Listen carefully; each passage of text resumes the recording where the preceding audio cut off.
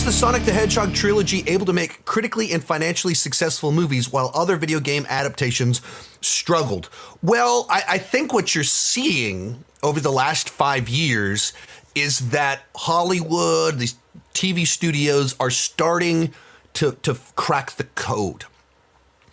And there's better source material to pull from in a lot of video games. Because you stop and think, you go back 30 years in time, you want to make a Super Mario Brothers movie. No one has ever adapted a video game into a movie before. So right there, you're the first to do it.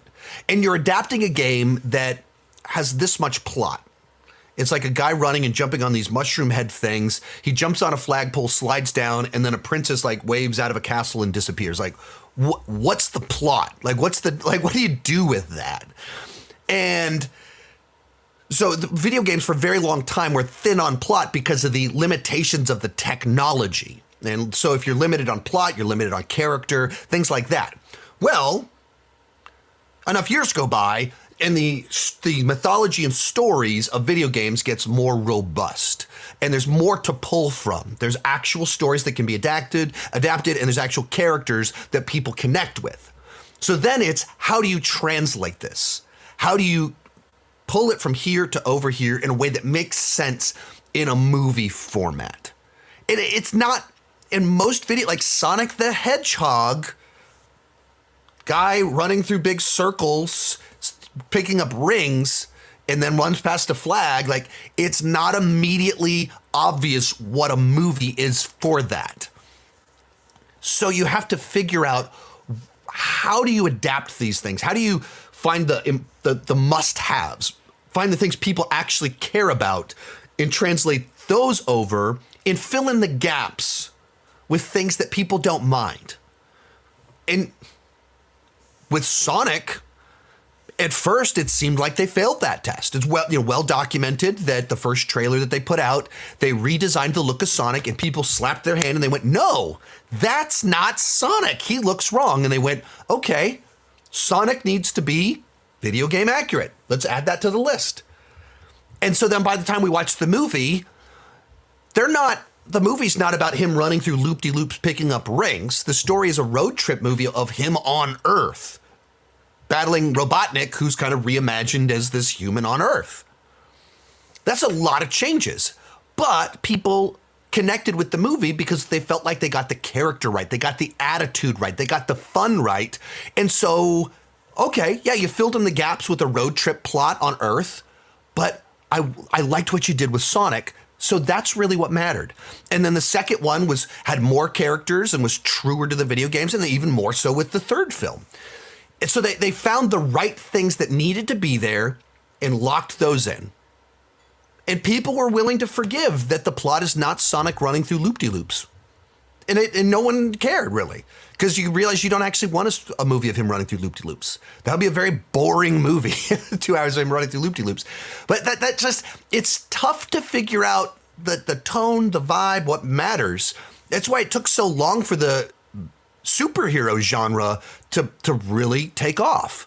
And, people pick on like Daredevil from 20 years ago and those Fantastic Four movies and Catwoman. There were all these experiments, these iterations, even, the Joel Schumacher movies. You do something and it seemed like it worked with Batman Forever, and they did a little bit more with Batman and Robin, and people went, no, we do not want like nipples on the bat suit, sexual innuendo, but also very kiddie toy placement. Like, that's weird. And you learn something doesn't work, and you have something else that does work, X-Men, Spider-Man, and you go, okay, let's learn from these, and you figure it out. It took longer for that to happen with video games. But also, video games are younger than comic books. You have Batman 66 in the 60s. You have Superman 78 in the 70s. You have Batman 89 in the 80s. And so it just had a head start over the comic book movie genre. Comic book movie genre had a head start over video games. And so we're finally, in the last 5 years, they're figuring it out. This is what matters. Some of it is as simple as in 1993, a 40-year-old director would have been born in the 50s. What video game did they play during their formative years? Nothing. Pong came out when they were in college. So they had no experience. The screenwriter, no experience on a foundational level with video games. How old are the big time directors of modern movies? They're my age. They had a Nintendo, a Super Nintendo, a Sega Genesis, a Nintendo 64. They got the PlayStation, they got the Xbox. And the difference between my upbringing on video games versus my mother, there's a huge generational difference there. And so people like me, my generation, grew up on and understand both the video games and the love for them. It's not an executive that doesn't get it trying to hire someone that also doesn't get it trying to adapt it. It's people that live in this world. I have been playing Mario since the 80s, Sonic since the early 90s. And it's people like me that have now grown up and are writing and directing these films. And the actors played the games. And you pick on Chris Pratt as Mario, but Chris Pratt is a couple years older than me.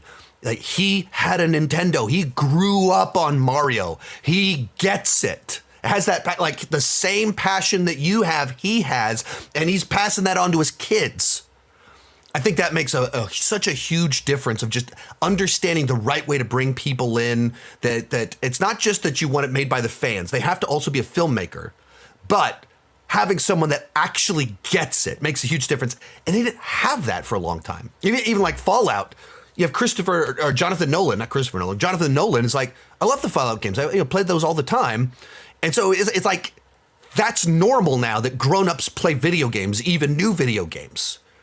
That's such a difference from what you had 20 years ago. Most of these clips are pulled from my Patreon live streams. I do about 6 live streams every single month. For $2 per month, $20 per year, you can get access to all the exclusive videos and live streams. For $5 per month, you get your name on my end card. At the top tier, you get a 30-minute video chat with me each month. The link down below in the description has more information.